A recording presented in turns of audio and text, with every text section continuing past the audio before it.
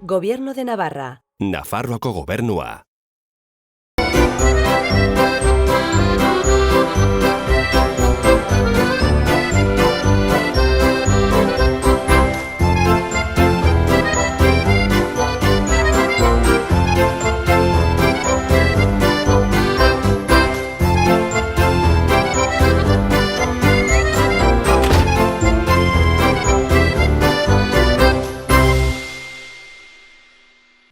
Kaixo, arratsaldeon eta ongi etorri beste behin ere Euskal City saiora.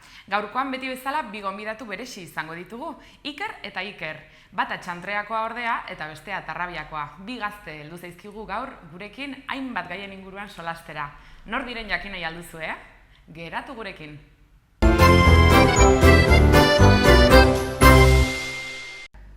Bai, ni Iker Golderaz naiz, Txantreatik nator eta 20 urte ditut. Eta oraintxe bertan lehen hezkuntza ikasten ari naiz Nupen, eta noiz behinka udan edo asteburu batzuetan lan egiten dut aisialdiko begirale bezala. Iker Bidal naiz, Tarrabiakoa naiz, 21 urte ditut, eta orain ingenieritza diseinu industriala ikasten ari naiz Arrasaten, eta udan nire aitarekin lanean egon naiz obran, baina hori, nire urtean zehar ikasten dut. Iker Bidal naiz, Tarrabiakoa naiz, 21 urte ditut, eta orain ingenieritza ikasten ari naiz Arrasaten. Eta zu, nola zara? Kaixo Iker, ni ere Iker naiz, tokaio. Txantrearra. 20 urte ditut eta oraintxe bertan lehen hezkuntza ikasten ari naiz Nupen. Eta momentuz hori da. Ze moduz egoera berri honekin? Pixka bat arraroa. Da unibertsitateak egokitu behar izan duela bai saioak, ordutegiak eta dena egoera berrira, eta ez dakit aurretik entzun duzun, baina sortu dira gela ispiluak deiturikoak. Azkenean bada klasea egitea, baina bideokonferentziaz, eta klase erdia banatu gaituzte, eta klase erdia irakaslearekin, eta beste erdia ondoko gelan saioa jarraitzen, baina bideokonferentzia. Ze giro. Eta zu hasi zara... Ez nik astelena hasten naiz, oraindik oporretan, ezakit, baina bai. Oraindik ez naiz hasi, aber nola dagoen egoera erean. Eta gogotxu edo ez? Ez, ikasteko gogotxu noiz. Zarra, azkenean txantxikitatik euskeraz aritu gara, gurasoak, azken finean niretzako ama hizkuntza da, baina aipatu nahiko nuke gurasoa biak euskaldun berriak direla eta heldutan ikasi dutela. Eta hori, etxean euskaraz aritzen naiz eta lagunekin egia da kostatzen zaigun arren kuadrillan batez ere gero eta gehiago saiatzen garela, baina kuadrillan egia esan ez da gure egunerako hizkuntza, baina egia da kuadrillako beste lagunekin edo gehiago erabiltzen dugula. Euskara Batuan. Nik uste dut baietz. Azken finean gazte gehienok euskaraz dakigu. Egia da ez gaztelania dela gehien entzuten dena, baina lehen esan dizuen bezala uste dut baikorra naizela eta gero eta gehiago entzuten dela Txantreako gazteriaren artean. Euskaldun zaharra naiz, txikitatik euskaraz hitz egin dut. Egia da etxean nire gurasoek erdaraz dakitela, atzerrikoak dira, orduan ez dakite euskeraz, baina lagunekin eta ikastolan eta unibertsitatean eta hola, bai euskaraz egiten dudala. Normalean Batuan eta Zukan, baina Ikarekin noizbait hasten naiz hizketan ikasteko, ze ikastolan beti Ikarekin izan dugu nahiko boikot olako, ze nahiko zaila da, baina orain unibertsitatean eta Gipuzkoako lagunekin saiatzen naiz ikan hitz egiten. Noiz behinka ongi eta gehienetan gaizki, baina zerbait saiatzen naiz.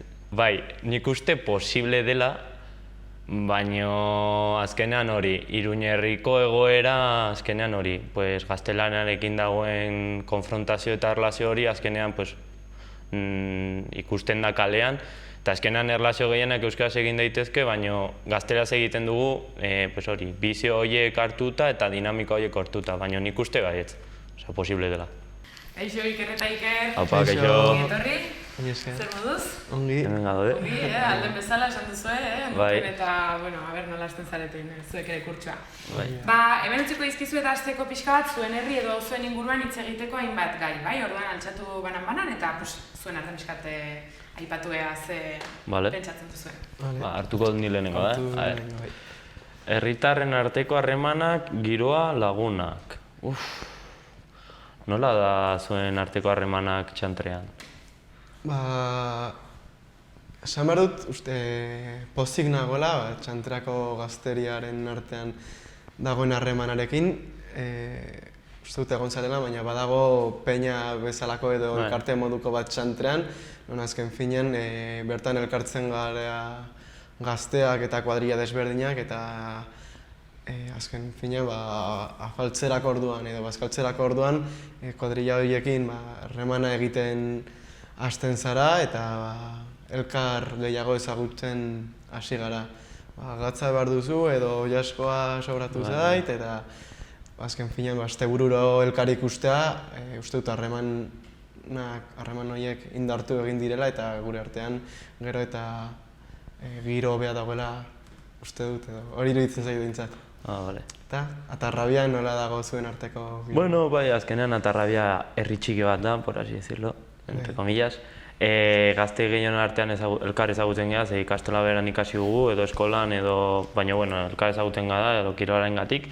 Eta nahiko harremana daukagu. Egia da giroa ez dela oso euskalduna, ze, bueno, azkenean Atarrabia dago gaztelerako eskola eta euskerazkoa, eta hori gaztelera azkenean euskara zapaltzen du eta azkenean erlazioak gazteleraz egiten dira, baina bueno, gazteon artean erlazioa daukagu, parrandetan biltzen gara, eta bueno, orain ez, baina normalean biltzen ginen, eta espero etorkizunan hori ere egitea.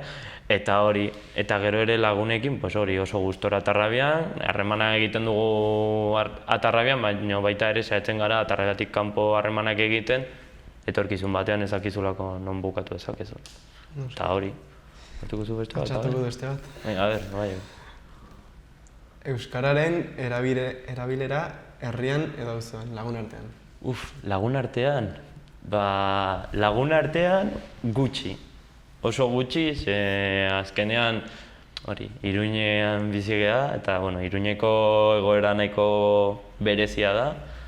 Gune euskaldun bat da, baina gehienak gazteaz egiten da, eta azkenean hori lagunekin beti gazteleraz egin dugu errestasunagatik, eta gero ere euskara erabiltzea batzutan arrotza egiten zaizu edo lotxa ematen dizu erabiltzea, orduan gehienak gazteleraz egiten dugu, eta orain ja erlazio gehienak gazteleraz egiten ditugu, aunque noiz behinka kuadrilan artean euskaraz hitz egiten dugu, eta saiatzen gara orain euskara sustatzen, baina gehiena gazteleraz. Eta zure kuadrilan zer moduz harremanak?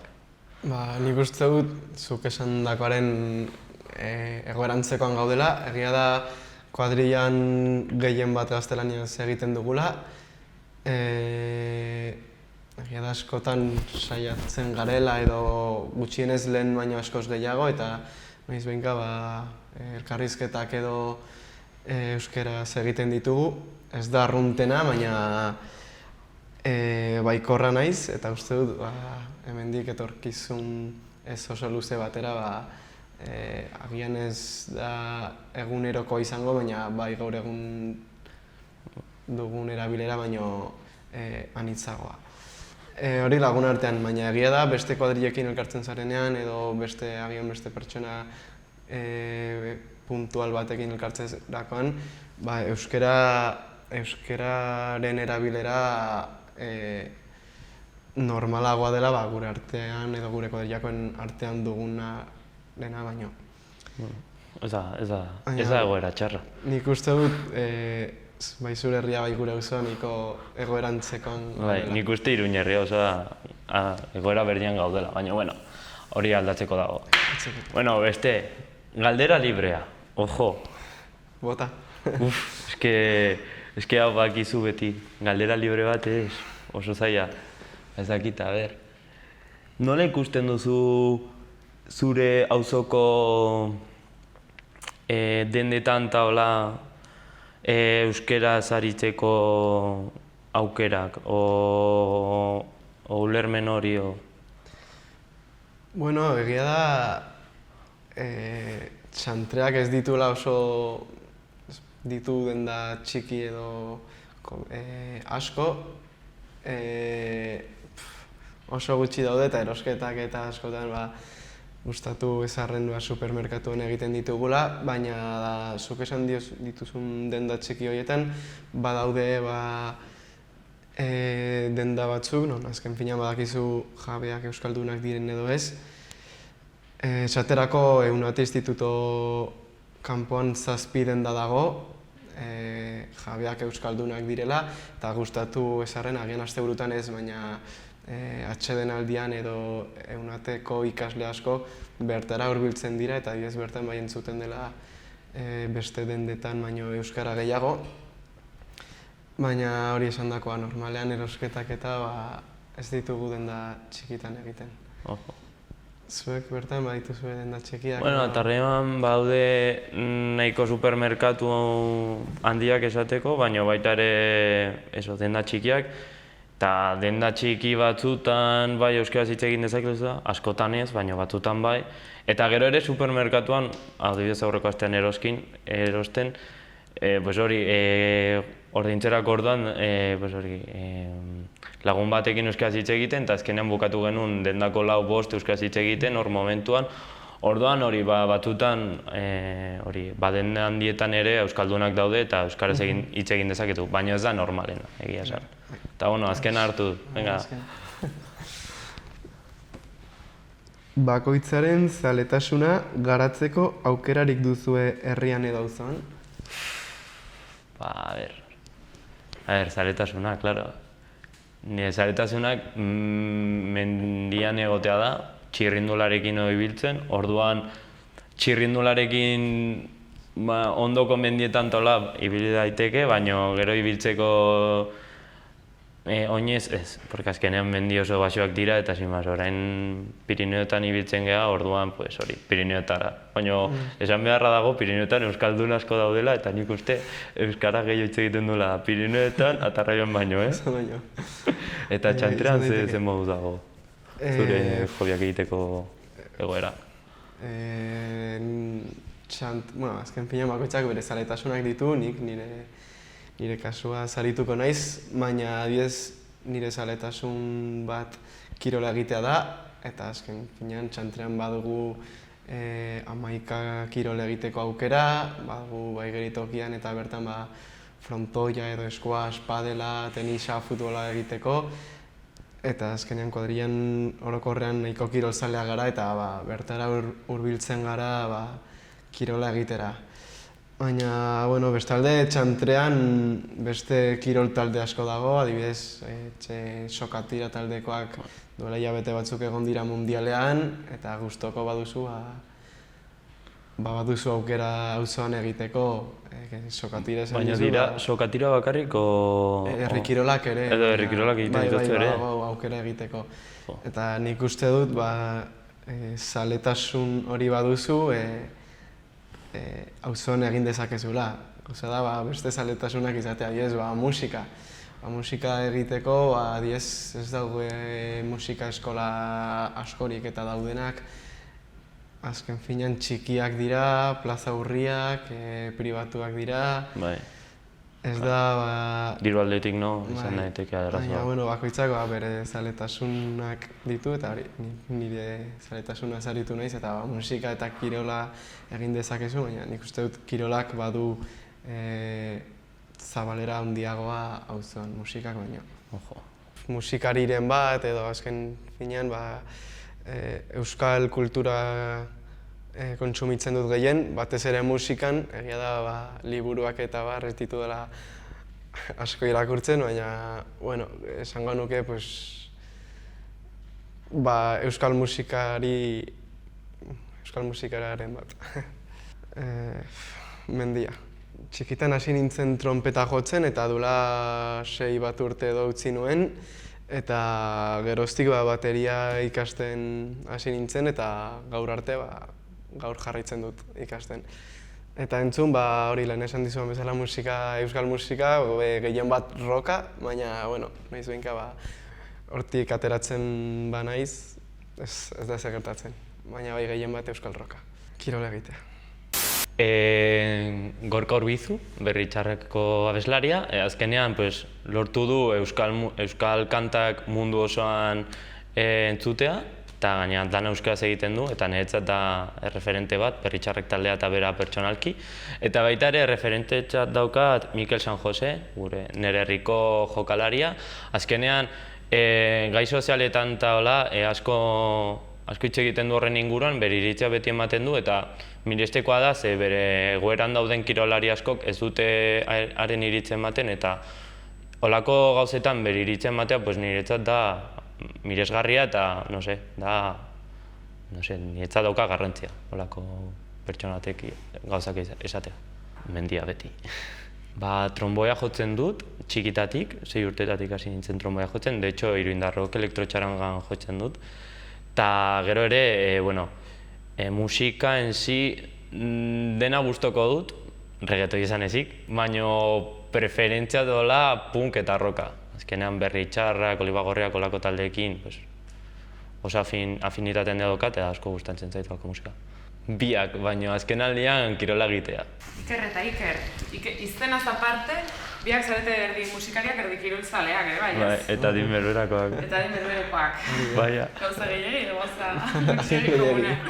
Bueno, bigarren atalera pasatzeko, jarriko izkizuet mai gainean gai orokor batzuk, eta nahi bauzue hartu bat edo pare bat, eta ea ze iradokitzen dizuen irakurrieta, edo ze harreman duzuen horrekin, edo nahi duzuena aipatzeko aukera ematen dizuen. Vale. Nik ikusi dut hor bat, oso erakargarria, tu? Egu adiez.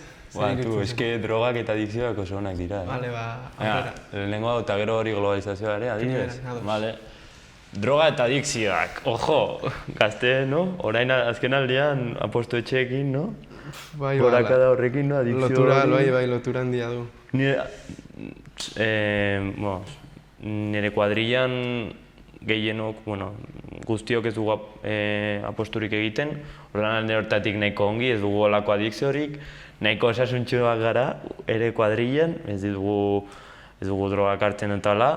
Orduan, nik uste nire kuadrillan eta nire ere murbilan, drogan eta adikzioen kontua nahiko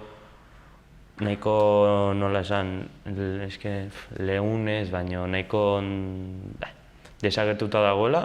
Baina egia da, drogak eta adikzioak direla oso gai nahiko potola gure ingurunean. Nik uste dut landu beharreko gai bat dela, azken finean oso gai delikatua da, eta gazte askotan eta familia askotan eragin eta min handia egin duela. Zer esanik ez, Euskal Herrian 80ko hamarkadan egin zituen kalteak, edo zein guraso edo ezagune galdu ditu, azken finean heroinaz jota. Eta, azken finean nik uste dut, hau nire uste apalean, drogak oso normalizatuta daudela gaur egun. Azkenean demostratuta dago, drogak gazteak desaktibatzen dituztela, eta azken finean bertan sortzen den giroa gazte pasiboak dira. Eta violentziarekin batutan ere oso lotuta dirua lortzeko. Eta hori, lehen nahi batu duan bezala, azken finean heroina kanpotik etorri zen. Eta orain apostuak ere, hemen zegoen konfliktoa eta desaktibatzeko, eta azken finean txikitzeko eta milaka pertsona hiltzeko. Eta zuk orain esan duzun bezala, apostu etxekin lotzea... Nik uste dela droga berri hori, azken aldean jarri dena hor pilpilan eta gazte gehien ekarri dituen droga, azkenean ez ditu gazteak hiltzen, ez da heroina bezala, baina bai sortzen ditula adikzio eta problema asko. Nik ikusi ditut lagun hurbilak, baina bai ezagutzen dut eta arrabiako norbait arazoekin egon dela, eta egon dela hori familia lapurtzen eta apostuak egiteko, eta hori azkenean da oso jebia, eta batzutan ikusten duzu hor nahiko urrun, baina gero herrian edo kuadrian edo non gerta daiteke. guztiz ados nago Iker zurekin, eta hasieran badirudiena jolas bat edo Bai. eurotxo bat Bai, sartu dena, azken dezakezu eta finean badira gehien 10 euro 3.000 asteburura eta hortik Ja, gora ja. eta... Ba, eta amari lapurtzen, o Hori da, amonaren hori gauzak da. lapurtzen, o aitonarena, edo...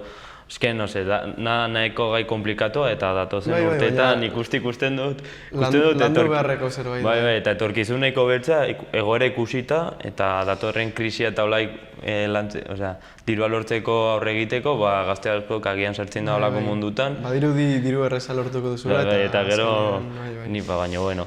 Eta gero ere, honekin ja, Eta nik ikusi hemen, globalizazioa. barkatu Iker, orain ireki dute Txantrean apostu etxe bat, Hori ez nekien, no? eta Non dago? hori? liburutegi ondoan ireki dute, eta azken finean, bukatzeko barkatu baina Ba, da, no, azkenean ez da kasualitatea, Bai. auzo pobretan irekitzea, ez dituzte horrelako Baliabideak ez dituzten auzotan, hori da, holakoak bai hori egite. da.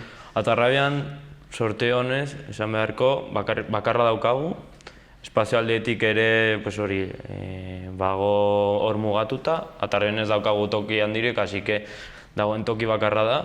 Eta egia zen, bertan ibiltzen dien pertsona askok ez direla Atarrabiakoak, osea, Atarrabiako gazteak hor ez dabiltza.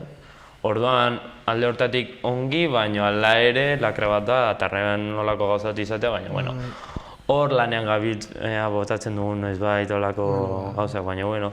Eta gero ere, hemen, saio honetan, Euskal City saioan, ikusi dut globalizazioa. Eta nik honekin baukat iritsi nahiko heavy ez, baina nahiko zuzena, azkenean, bai, globalizazioa eskarri ditu, no? Azkenean, pues hori, mugikorra eta edozein momentuan, edozein tokiko informazioa jasotzea, baina nik ikusten dut gure kulturari, euskal kulturari, kalte asko egiten diola, nik uste hori, hizkuntza arloan, kultura arloan, ze azkenean beste estatu handietako kultura etortzen da, adibidez mitiko Starbucks, Adidas, holako gauzak eta holako multinazional handiak eta hola, eta azkenean ez dugu gure bertako produktuak eta gure bertako gauzak erabiltzen eta sustatzen, eta ikusten dut hemen arazo bat. Eta saltzen digute globalizazioa jupi, super guapi, baina gero, holako kultura txikitan arazoak ekartzen ditula. Ez dakit zure iritzen nolapa den. Zurekin bat natorik era, txikitatik kontatu digute, hori zuk esan duzun bezala, atzerriko bai hizkuntza, bai kultura, ohiturak eta negozioak azken finean nona ekartzen dituzte eta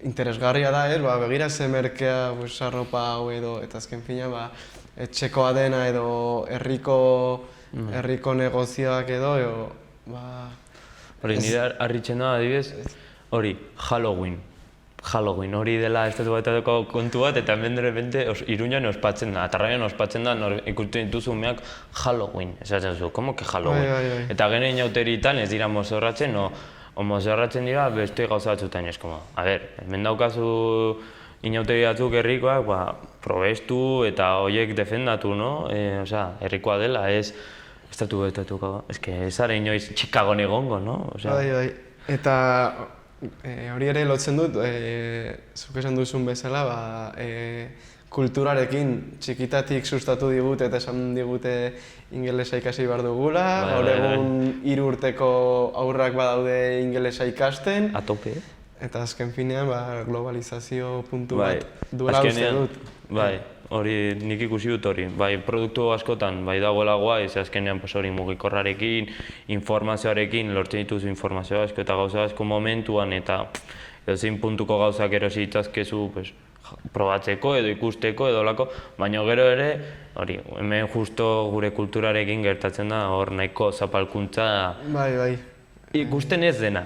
Osea, porque normalizatu dugu olako gauzak eta nik uste dela nahiko... Txikitzen gaituzte eta... Eta hori, euskaranen egoera orain ona da, lehen baino hobeagoa, oraindik ez da onena, porque beti hobeto daiteke, baina eski olako gauzekin, eski nire amorro ematen dik gazte bat lehenago ingelesa ikastea euskara baino, eta Euskara hemen erabiliko duzu, hemen biziko zara, pues, no, hemengo Beti hizkuntza saldu ikasi. digute, irtenbide gehiago dizkigutela, eta egia da atzerrira joaten bazara, Atzerrian, pues, bai. abantaila duzula, beste tokitako jendearekin komunikatzeko, baina gure herriko jendearekin ez zara ingelesez aritzen, adibidez. Ja, baina, bueno, eske azkenean, no sé, azkenean gauza guztiak ditu bere alde onak, bere alde txarrak, eta azkenean nik uste janbar garela pixkanaka, eta gero ere baita gure kultura, globalizazio honi buelta hartzen eta no sé, beste zirrikitu batzuetatik erasotzen o gauzak egiten, ze azkenean, no sé. Osea, bada erramenta oso polita, baina hori behitu bi filo, bat oso ona, baina eta oso txarra, oso txikia bazara, agur beno. Bai. Baina, bueno. Bidaiatzea bai gustuko dut, beti saiatzen gara kanpora joaten, baina, bueno, horten Nafarrotik mugitu gara, landetxetan eta bar, Nafarroko menditara, eta gero kanpora ateratzeko aukera izan genuenean, duela 2 aste Mallorcan egon ginen lagun batzuk, aste bat, eta hori izan da nire azken bidaia.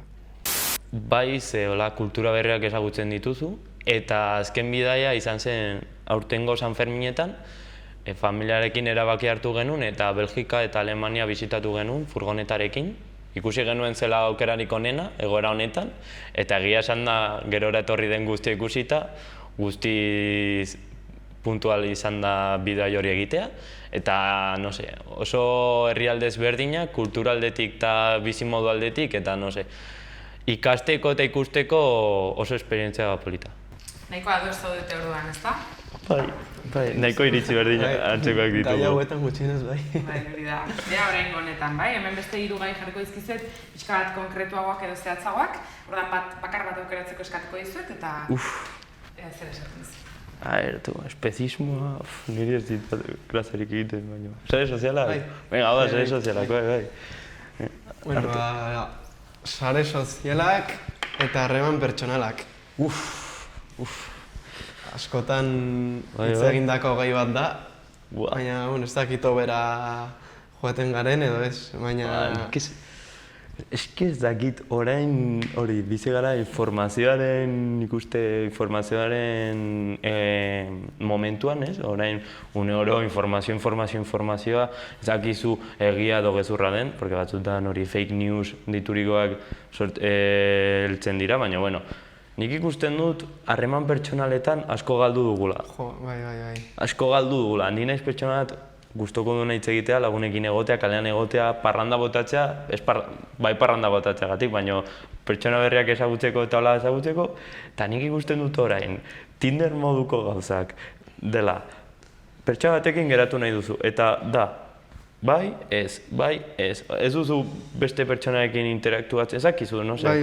Osea, argazki bat ez dit esaten nola den pertsona bat. Bai, baina zuk esan duzuna, azkenean gure arteko benetako harremanak asko galdu dute, batez ere komunikazio arloan, errezagoa delako sare sozialen bidez aritzea pertsona, baina bai, eta azkenean dena konpartitu behar dugu, eta nire aburuz dena edo gehiena gezurra da, eta ni barne sartzen naiz horretan, ez dakit mendira joaten edo hondartzara joaten edo lagunekin egoten eta argazkirik ez ateratzen edo konpartitu behar dute. Erakutsi behar dugu beti ze zoriontsu garen, begira ze ongi bizi naizen eta hau da nire bizimodua.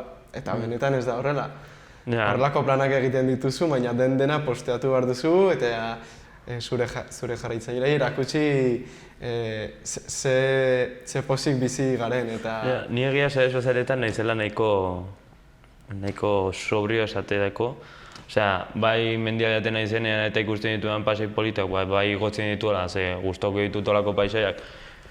Beste erakusteko, bai, baina baita ere hori izateko eta gordetzeko eta etorkizun batean ikusteko. Osea, azkenean niri berdin zait beste pentsatzen dutena, egia esan. Osea, sare sozialak ditut, nire inguruko guztiak daukatelako, baina ensi batutan ez dut ia erabiltzen, osea, mugikorra noiz behinka, bueno, orain itxaldian bai gehiago erabili dudala, baina nire egunerokotasunean ez dut asko erabiltzen, beste batzuekin konparatuz, agian beste pertsona batentzat kristona gaitzen dut, ezakit, niretzat nahiko gutxi da.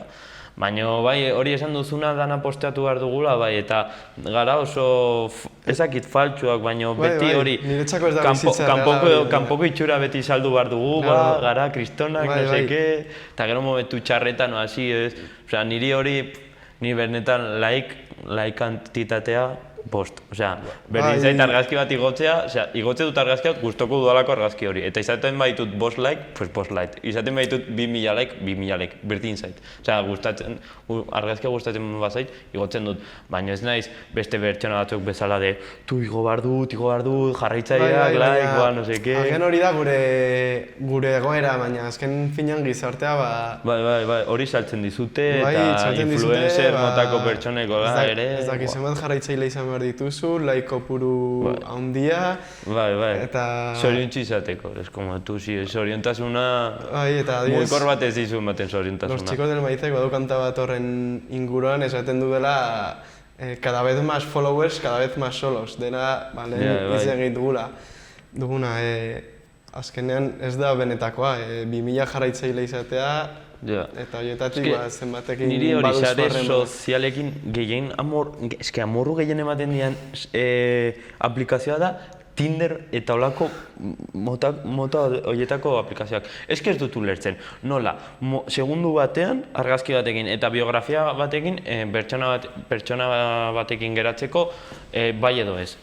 Osea, nik parranda botatzen duan, kaletik nagoen eta pertsona berri bat ezagutzen duanean, behakin egoten ez izketan, eta no seke, eta agian fisikoki ez nau deitzen. Baina gero pertsonalki oso jatorra da eta gustora banago, errepikatzen dut. Eske, no se, gure erlazioak, me gusta, no me gusta, supermatch, holako gauzak, no se, niri iruditzen zait, bastante penoso esateko, eta nire kuadrillan modan jarri da Tinderra eta izan ditugu kriston movida, porque ez du atera tabernara edo kalera edo erosketak egitera, erosketak egiten norbait ezagutu dezakezu eta tu komunikazioa baino momentuan ez mugikorrarekin, tio. Bai. Azkenean da dagoena eta, egoerak ere aurrera doa eta... Erabiltzen duzu Tinder, agian, no seak, erabiltzen zenun, Iker, me cago en Dios. Esan duzu moduan, kuadrillako batzuek ere badute eta... Ez que, no se, nik ikusten dut... Gutxik, baina oso izan badute. simplea, tio, erlazioak murrizten dute erlazio bat no se, a un movimiento, eta, no se, niretzat pertsona bat da askoz gehiago, no se, ni naiz, juergetan beti nago izketan pertsonekin, eta beti juerga edo egunero ez, baina ateratzen naizen momentu guztietan ezagun berri bat egiten dut. Baina, no se, gustatzen zait, eta no se, gazteak gara, tio, orain momentu horretan gaude, no? Pertsonak ezagutzeko eta hitz egiteko, hasi, no? Baina, ezakit. No se, ni horrekin naiz nahiko eszeptizista eta nahiko hater de... Urduritzen zaitu, ez? Asko, tio, eske gaina egiten dut mala hostia handia. Baina, bueno, tokatzen dena, no se, eske gora honekin. Nik uste dut txantreak baduela mugimendua, azken finean nabaritzen dut txantrako gazteak orokorrean nahiko txomukitzen garela edo gazteri aktiboa dela. Eta zer falta zaion, seguraski gauza asko. Baina ez nuke ezer zehatzik esango, baina fijo badagoela gauza asko betzeke. Beste herriek ez dutena, agian azkenean Iruñerriko herririk txikiena da. Habitante aldetik nahiko handia da, baina eremu aldetik txikia, orduan horrek dauka bere, no se, xarma eta herrian gehienok elkar ezagutzen geha, orduan hori da nik uste abantaila, azkenean gara herri txiki bat, hiri handi batean, hala esan da. Eta ez daukana, ez dakit, agian euskaraz hitz egiteko ohitura hori agian, osea, orain hasi gara gehiago entzuten eta gurasoekin tala gehiago, baina oraindik lana egiteko dago, eta, bueno, hori nik ikusten dut faltan botatzen dut hori. Euskaldun bizi hori, baina, bueno. Bueno, Iker, ez dezazun mala hostian bukatu. Ez, hombre, no? Jarriko izkizut pare batitz, asmatzen duzu zer diren, bai? Ados jarri behar duzu elkarren artean, ez? Helburua da talde hon bat izatea, orduan. Hombre, tokaio. Dugu ezinotxia, bai? Ze izango dugu ezinotxia. Ezinotxia erronkarien erabiltzen dute, bale? Horran emango dizkizuet 3 aukera, ea zer izan daiteken ezinotxia. Lehenengo aukera da mutua, bai? Bigarrena da buru gogorra, eta 3. udaletxea. Mutua, buru gogorra, udaletxea, ezinotxia, ze izango da? Buru gogorra, mutua edo udaletxea? Txia hori, eski txia niretzat da etxea. Ezin etxia. Bai, baina... Ez dakit, Nik ez mutua deskartatuko nuke. Ezin etxea... Baina, bueno, ere buru gogorra ere lotzen dut ezin... Bai, ezin duzik... Agian buru gogorra, bai, Ez dakit, nik... Eski buru gogorra... Geratuko nintzateke. Ni buru gogorra esango nuke. Nik uste dut ere udaletxea, kenduko nukera. Egia da txia horrek. Txia ezakitu. Esatu dugu buru gogorra. Baina, bueno, esateko eta bai. Bega, buru gogorra. Ba ez, udaletxea zen. Ui, tio! Ia, argumentazioa eta hola, bai, oso logikoa, baina ez... Erronkariko hauek, tio, kauen. Baina udaletxeari horrela ditza ez pixka bat arraroa da, ezta? Pirineetako aizea, ya sabes. Euskalkia... Bigarren hitza dugu maragurie. Maragurie. Hori da. Hori... Ze izango da maragurie zuen ustez? Maragurie... Ze izanen da? Maragurie... Nik uste lotzen dut zerbait egiteko gogoarekin. Zer egiteko ez dakite, baina... Maragurie... Bueno, karo, gura, ez da? Baina hori bizkaiera izango litzateke, ez da, pixka bat edo? Zuen erronkariko hitza, agian orain... Ez, hau da, bueno, ez dakit, osongi bastan edo, ituren edo horrandeko. Bale. Orduan ja ez da bizkaitarra da, gipuzkara, kasi. Baina, ez dago aukerarik honetan. Bai, ezkizu tiruke, baina ez zarete pentsatuta. 3 aukerak dira, lehenengoa marrubia, bigarrena beherakoa, eta 3. espida. Ze izango litzateke? Espida. Beherakoa, bera herriko pertsona? Ez, beherakoa esan nahi du... hilerokoa, bale. Ez, diarrea esan nahi du. Jode, barkatu, uibo. Bai. Maragurie. Ze izango litzateke zuen ustez? Beherakoa. Iker. Nik ere pentsatut berakoa, baina... Ni uste maragurie berakoa. Ez? Bai? Izan daiteke. Izan liteke? Nik uste baiet. Bai? Venga. Baiz? Marrubia zen, tramba zen bai ez dakit, horrela ditzen diote. Esker gurie hori bizkaien eta... Horrek despistatu zaituzte, baina, bueno, aizue, saiatu zarete, oso txarra gara euskalkiekin. Parte hartu dugu. Berdin du, oso mi pasatu dugu zuekin, mila eskerretu izanagatik. Zuei Eta ditzagatik. zuen arte, ikertu. Vale, venga, Bukatu zaigu gaurkoan ere Euskal City saioa, eskerrik asko Iker eta Iker etorri izanagatik, eta zuekin hurrengo ostegunean egongo gara, berriz ere, astero, ostera, ze amaizek esaten duen bezala. Ongi izan!